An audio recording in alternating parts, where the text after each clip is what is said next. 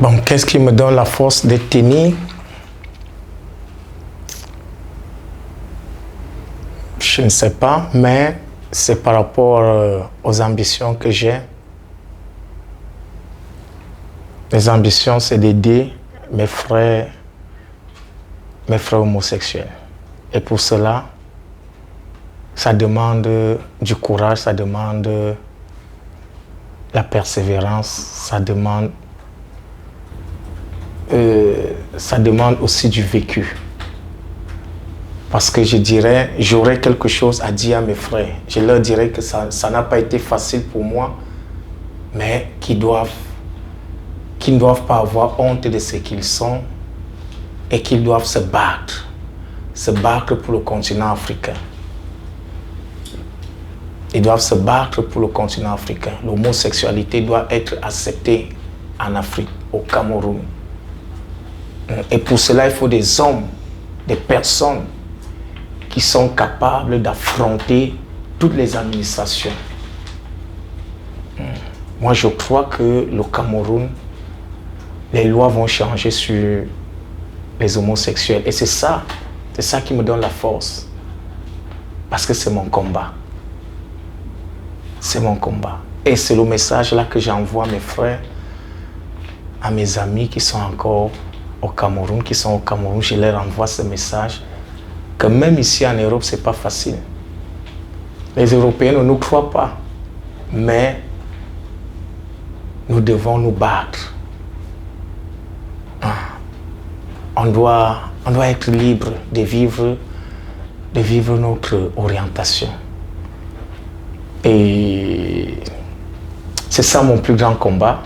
Et c'est ça qui me donne la force. Malgré que ça me pousse, ça m'expose aussi aux médicaments, parce qu'à chaque fois, il faut prendre les médicaments, cicatrices, parce que parfois, je perds la tête. Parfois, je suis très stressé. Mais je crois que mon continent africain, mon pays, le Cameroun, finira par accepter les homosexuels. Je le crois.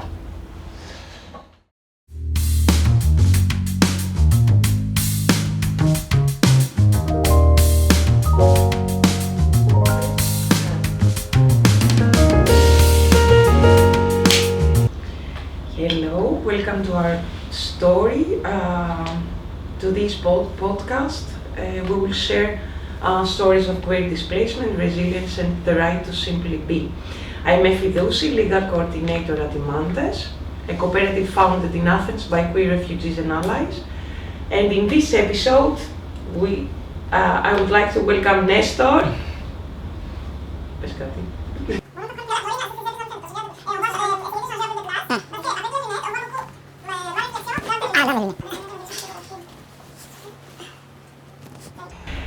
We explore together with Nestor his story. He comes from Cameroon and he was forced to flee his country. So, Nestor, happy to have you here today. Let's begin with where your journey started.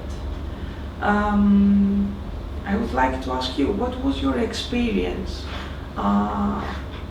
belonging to the community and coming from Cameroon? Did you ever feel there was a space to exist there safely? Or you were forced to hide your truth in order to survive? Merci Efi pour cette question. Merci de m'avoir donné l'occasion de pouvoir m'exprimer sur ce point. Dans mon pays, au Cameroun, c'est pas facile de parler ouvertement sur l'homosexualité. Déjà à cause de la religion et la culture camerounaise qui ne le permet pas, et aussi l'administration qui est trop stricte sur l'homosexualité. Pour nous, les homosexuels camerounais, ce n'est qu'à l'étranger. Pour ceux qui ont eu la chance de fuir, ce n'est qu'à l'étranger qu'on a le courage de pouvoir exprimer, de parler là-dessus. Mais chose aussi qui n'est pas toujours facile, parce que on se sent toujours rejeté. Donc au Cameroun, si tu es homosexuel, tu dois vivre caché pour ta sécurité. In your interview for the asylum, I remember that you mentioned, I counted, and you mentioned more than 26 times the word caché, that in Cameroon you were forced to live in the dark, hiding. Leaving your country is never just about geography, especially for refugees. It's also about fear for the unknown. Would you be open to sharing how you survived between spaces, borders, and during the journey till coming here in Greece?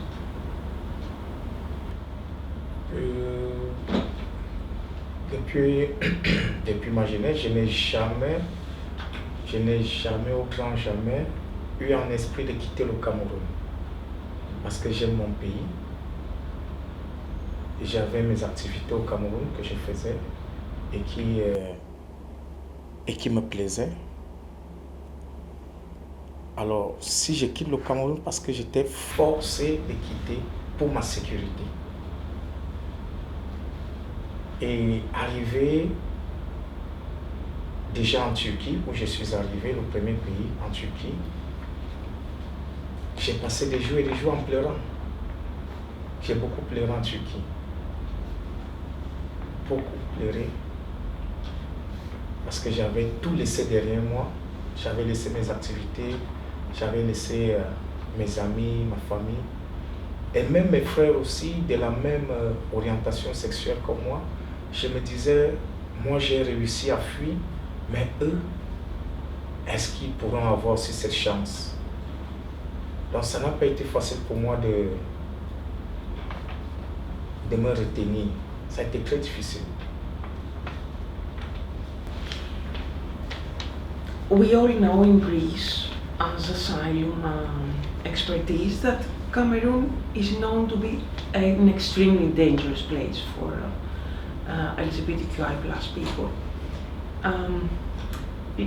In Cameroon, were there any people or moments that gave you strength, even in that hostile environment, in order to keep up going? Je voulais rester dans mon pays, malgré que c'était dangereux, mais je croyais qu'un jour les choses pourront changer, que les lois pourront changer, je le croyais. Alors c'est grâce à cet espoir c'est cet espoir, en fait, c'est ça qui me donnait l'espoir de continuer à rester au Cameroun, parce que je croyais et je continue à le croire que la communauté homosexuelle au Cameroun pourra vivre sans pouvoir se cacher. Je le crois, parce que nous bataillons pour ça. Nous soutenons nos frères qui sont encore au Cameroun par des messages, et on leur demande de tenir bon. La communauté internationale nous soutient aussi, et les organisations nous soutiennent. Mais pour que je quitte le Cameroun, il a fallu le soutien des personnes de la même orientation sexuelle comme moi. C'est eux qui ont tout organisé pour que je puisse sortir du Cameroun. I remember during our preparations, you have mentioned that I would not be able, if I was in Cameroon, I would not be able even to leave my house because of my physical appearance, because of my haircut and the way that I used to dress. Could you please elaborate? Déjà, si elle était au Cameroun, sa famille elle allait lui mettre dans un mariage forcé. Oui, parce que quand une femme a déjà une morphologie d'un homme, on pense déjà que elle est homosexuelle. How easy is, after leaving Cameroon, to get access to safety? And by this I mean, you arrived in Greece and you were exposed to the reality of the Greek asylum system. How did you feel when you first reached Greece? And what was it like to live in the Samos island upon geographical restriction? Ok. Lorsque j'arrive à Samos en 2017, je suis encore traumatisé. Je suis traumatisé parce qu'au camp, il n'y a pas de maison. On vous donne, quand tu arrives, on t'enregistre, la police t'enregistre, on prend tes empreintes et on te demande, est-ce que tu as la famille ici au camp? Tu dis non, j'ai pas de famille. On prend la tente. Une tente, on te donne, on te dit ok, débrouille-toi. Donc, à partir de là, j'ai encore commencé à pleurer. Parce que il n'y a pas de toilette, il n'y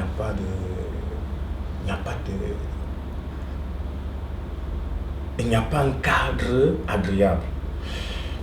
Parce que en 2017 jusqu'en 2021, nous étions dans...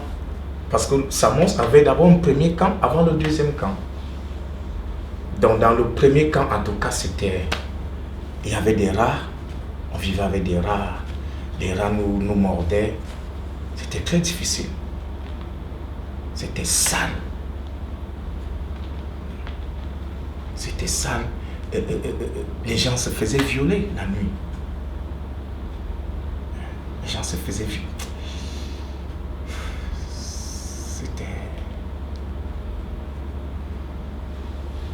C'est parmi les périodes les plus sombres de ma vie.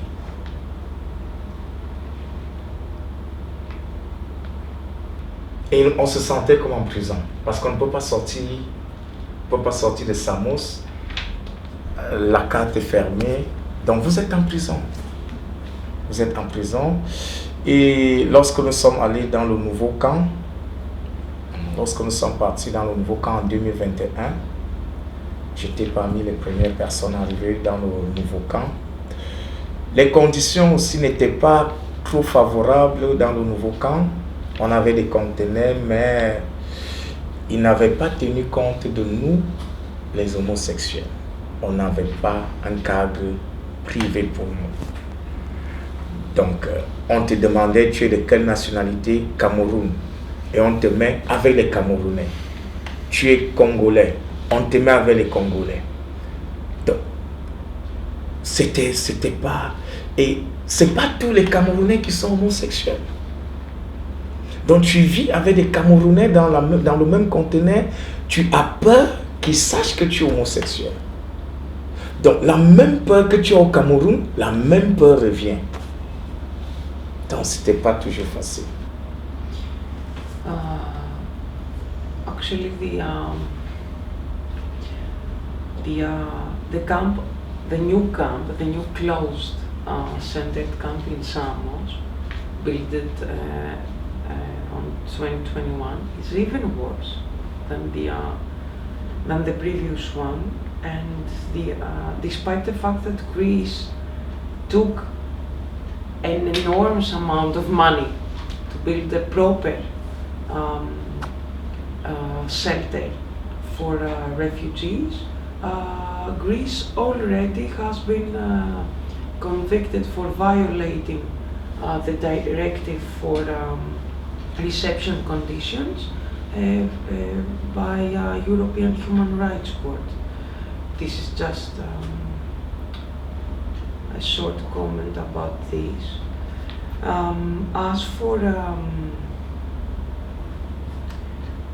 your experience, living in this camp and being exposed to the human conditions, inhuman conditions, I would like to ask you if, especially for LGBTQI plus people, should be another way of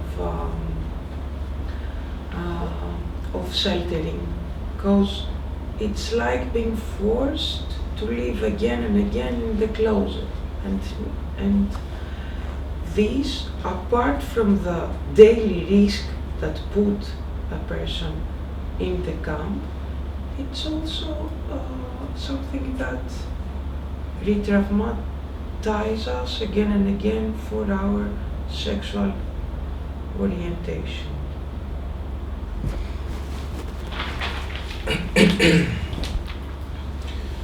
Alors, que ce soit dans l'ancien camp, que ce soit dans le nouveau camp, c'était pas facile pour nous les homosexuels. On avait la communauté LGBT à Samos qui s'appelait. C'était qui nous réunissait chaque samedi et c'est lui qui essayait un peu de nous aider. Alors, on s'est plaint chez nous les homosexuels, on s'est plaint chez qu'on n'avait pas d'intimité. On avait besoin d'intimité. Il nous répondait qu'il envoie des textos à l'asile, mais l'asile ne lui répond pas. On s'était plaint. Nous sommes africains. Nous vivons déjà en Afrique, nous vivons déjà dans la peur d'être homosexuels. Alors cette peur, ça nous accompagne partout. Même ici en Grèce, j'ai peur de dire ouvertement que je suis homosexuel. Je peux encore dire à un Européen que je suis homosexuel, mais à un Africain comme moi, je ne peux pas le dire. Parce que nous les Africains, on a une autre pensée sur l'homosexualité.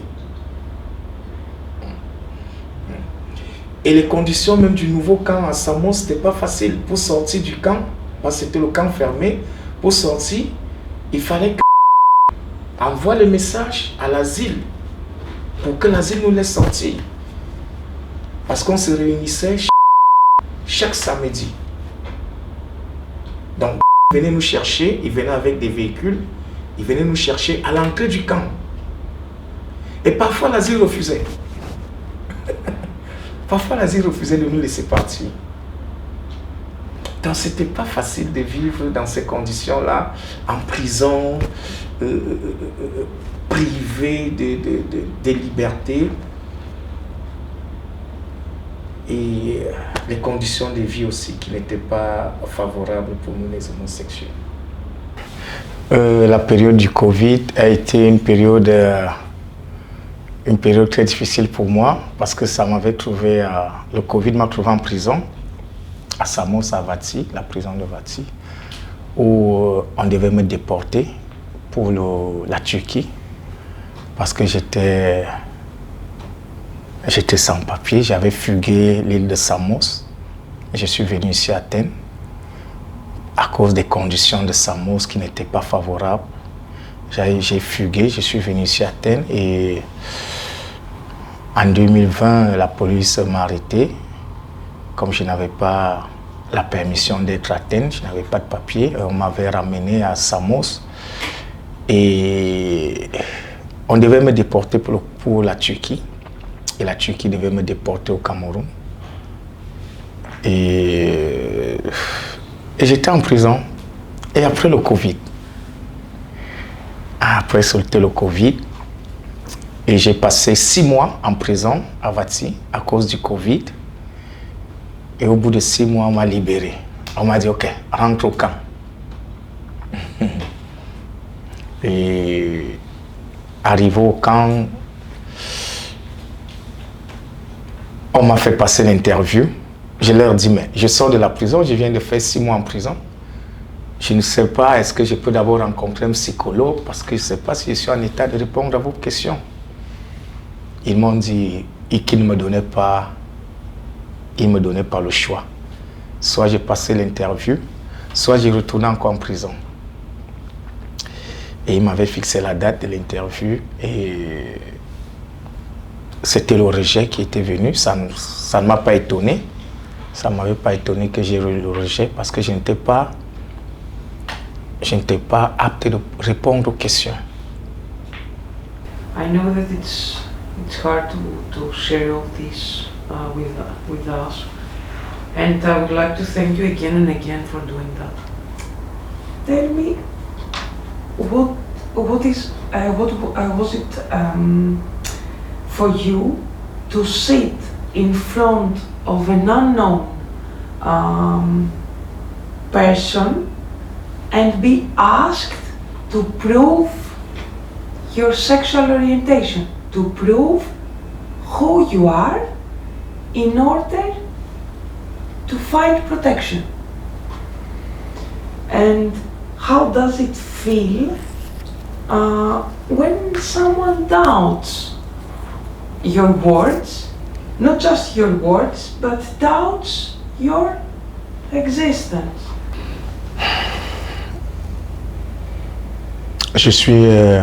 Personnellement, je suis choqué de la manière dont les services d'asile s'organisent sur le cas des homosexuels.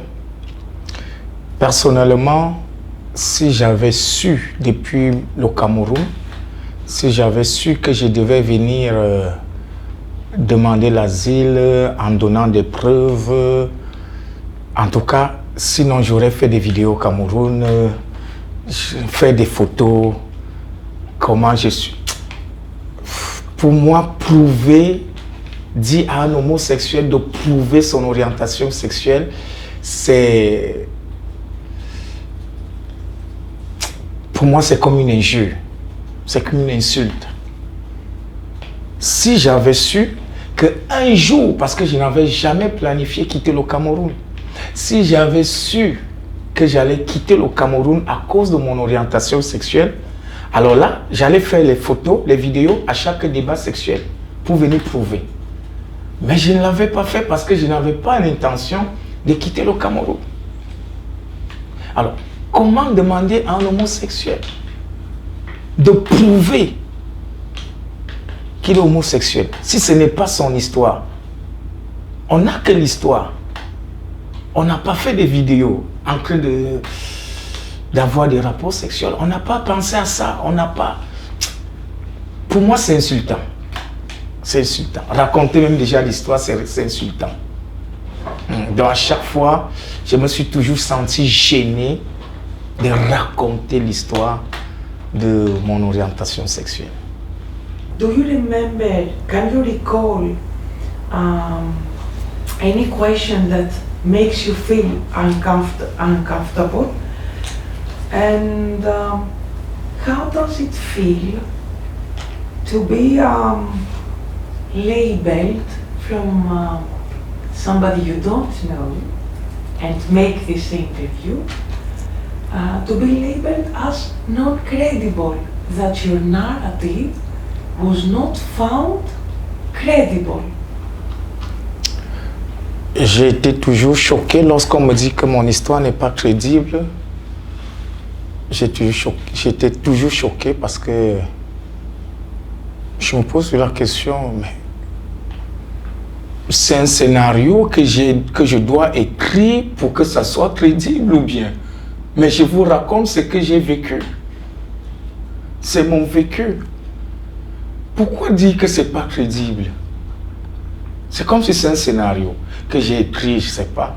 Alors, l'une des questions qui m'a toujours choqué, c'est lorsqu'on me demande à quel âge tu as réalisé que tu étais homosexuel. C'est une question qui me... Un jour, je suis allé voir madame qui était ma psychiatre au MSF.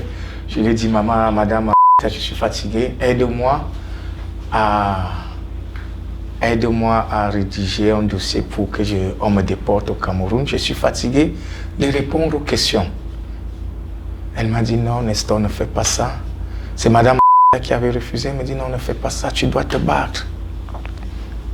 N'abandonne pas maintenant. J'étais fatigué de ces questions-là. À quel âge tu as réalisé que tu es homosexuel?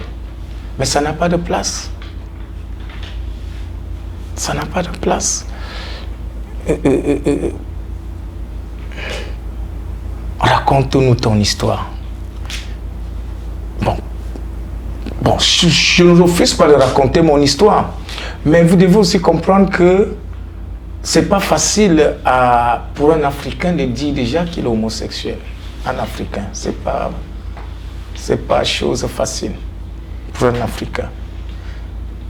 Parce que c'est contre notre culture, c'est contre notre croyance et c'est contre la loi. Donc, un Africain qui dit que je suis homosexuel, en tout cas, c'est qu'il a pris un grand courage et un grand risque aussi. Parce que même ici en Europe, un Africain qui sait que l'autre Africain homosexuel, en tout cas, on le met de côté. On le met de côté. Il n'a pas d'amis, il n'a personne. Alors, je ne sais pas vraiment quoi répondre à cette question, mais l'une des questions qui m'a toujours choqué, c'est qu'on me dise à quel âge tu as réalisé que tu es homosexuel? À quel âge? Ça n'a pas de place, cette question-là. Ça n'a pas de place, cette question. Et aussi, faire l'interview avec un interprète qui n'est pas dans la salle.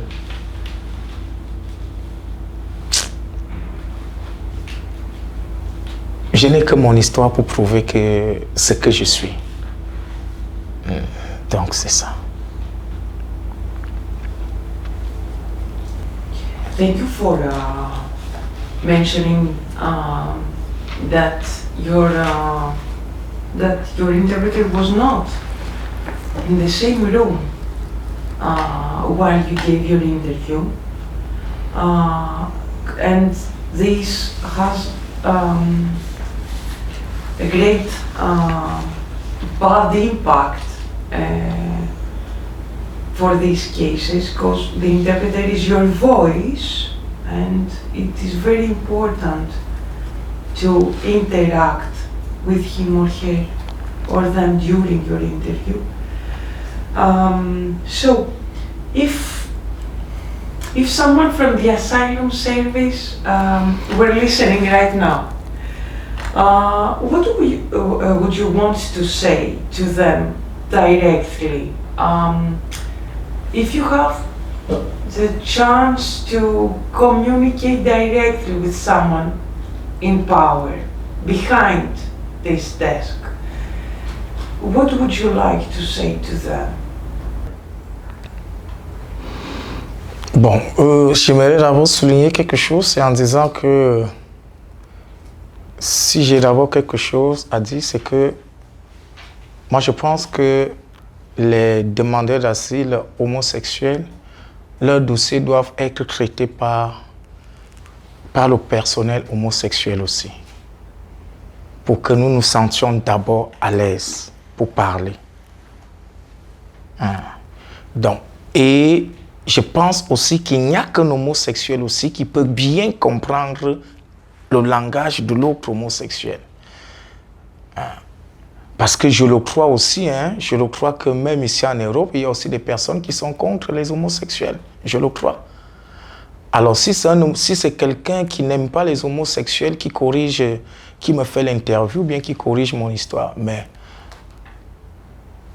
la personne va me donner le rejet parce qu'elle n'aime pas aussi les homosexuels.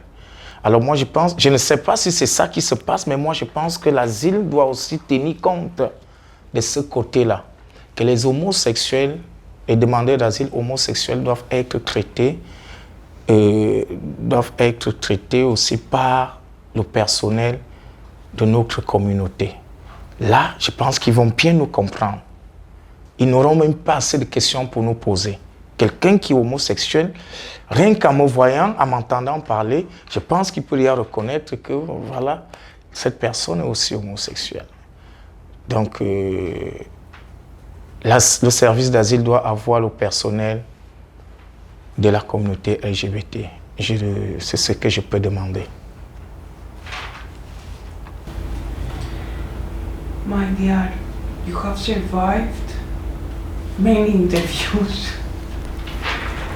And after 3 hours interviews,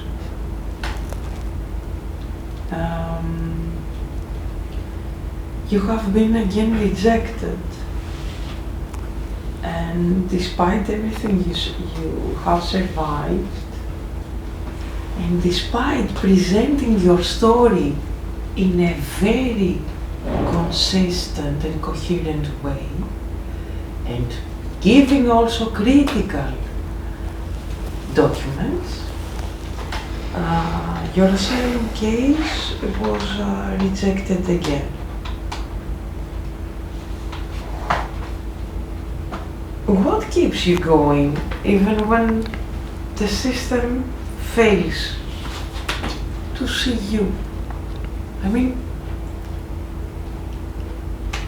and you have proved, at least to me, you have proved it 100% that asylum is not a favor, it's a right. And all these years you have fought a lot for this right. But how, what helps you, what really helps you to keep up all this fighting for your right? And since you have shared a lot about these interviews, I'm also wondering how you saw my work on your case, and this is also important for me as an asylum lawyer, because I'm always trying to cooperate with the people that I'm supporting, and to be an ally and to manage together to confront the interview. And I'm trying to not to do the proper questions, but to find together a proper way to do these questions. After, if you want to make a comment on this. Bon, qu'est-ce qui me donne la force de tenir? Je ne sais pas, mais c'est par rapport aux ambitions que j'ai. Les ambitions, c'est d'aider mes frères homosexuels. Et pour cela, ça demande du courage, ça demande la persévérance, ça demande aussi du vécu. Parce que j'aurais quelque chose à dire à mes frères. Je leur dirais que ça n'a pas été facile pour moi, mais qu'ils ne doivent pas avoir honte de ce qu'ils sont et qu'ils doivent se battre pour le continent africain. Ils doivent se battre pour le continent africain. L'homosexualité doit être acceptée en Afrique, au Cameroun. Et pour cela, il faut des hommes, des personnes qui sont capables d'affronter toutes les administrations. Moi, je crois que le Cameroun les lois vont changer sur les homosexuels. Et c'est ça qui me donne la force. Parce que c'est mon combat. C'est mon combat. Et c'est le message là que j'envoie à mes frères, à mes amis qui sont encore au Cameroun, je leur envoie ce message que même ici en Europe, c'est pas facile. Les Européens ne nous croient pas, mais nous devons nous battre. On doit être libre de vivre notre orientation. Et c'est ça mon plus grand combat. Et c'est ça qui me donne la force. Malgré que ça me pousse, ça m'expose aussi aux médicaments, parce qu'à chaque fois, il faut prendre les médicaments, cicatrices, parce que parfois, je perds la tête. Parfois, je suis très stressé. Mais je crois que mon continent africain, mon pays, le Cameroun, finira par accepter les homosexuels. Je le crois. J'ai beaucoup aimé travailler avec les filles. Toujours, elle m'a poussé toujours à sourire. Ça n'a pas été facile. Elle m'a donné la confiance. Elle m'a donné la confiance. Pour rien au monde, je ne changerai d'avocat. Et je pense que un jour, je vais l'amener au Cameroun. Pour qu'elle voie aussi comment ça se passe là-bas. Comment les homosexuels sont obligés de se cacher pour pouvoir exprimer leur orientation sexuelle.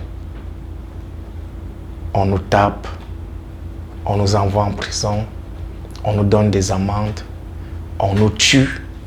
Il y a les homosexuels qui se font brûler par la justice populaire. Il y a des cérémonies traditionnelles qu'on fait sur un homosexuel, soit disant qu'il est possédé d'un mauvais esprit et qu'il faut chasser ce mauvais esprit. Et c'est pas facile de vivre ces choses-là.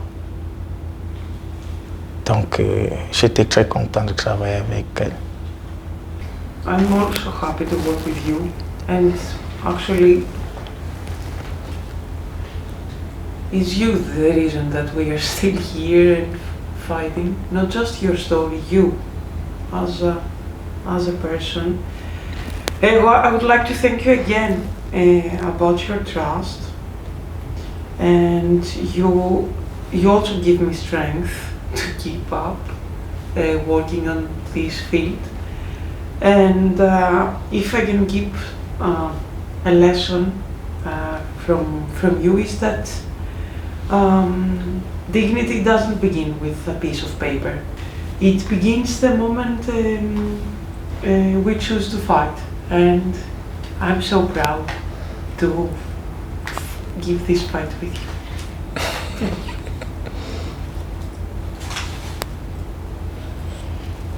Déjà, je remercie Aimantès pour l'accueil, pour tout ce que Aimantès fait pour les homosexuels. Aimantès m'a permis de me faire aussi une famille. Une famille, beaucoup d'Africains, Camerounais. Nous, on se croisait souvent à Melkis, dans des camps, mais on ne savait pas qu'on avait nous tous une même identité sexuelle. Mais parfois, c'est ici à Aimantès, dans nos rencontres, qu'on se rend compte que on est de la même orientation. Et pour nous, ça nous fait du bien. Ah, tu es Camerounais. Alors tu dis oui, je suis Camerounais, et ça nous permet encore de partager même les souvenirs du Cameroun et de comprendre qu'on n'est pas seul. Il y a aussi des personnes comme nous qui sont là, et nous devons nous battre ensemble. Alors moi, je dis vraiment merci à Aimantès pour tout ce qu'Aimantès fait. Je ne dis pas seulement pour moi seul, mais pour tous les milliers des homosexuels qui sont en Grèce. Peut-être que Mantes ne réalise pas la chance qu'il nous offre, mais Mantes pour nous ici en Grèce, c'est comme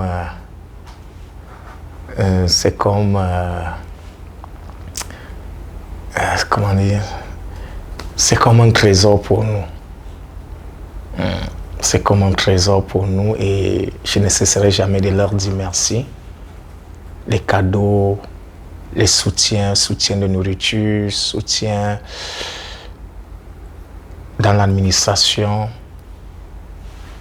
En tout cas, je suis très content d'être aujourd'hui membre de la communauté LGBT de Mantes.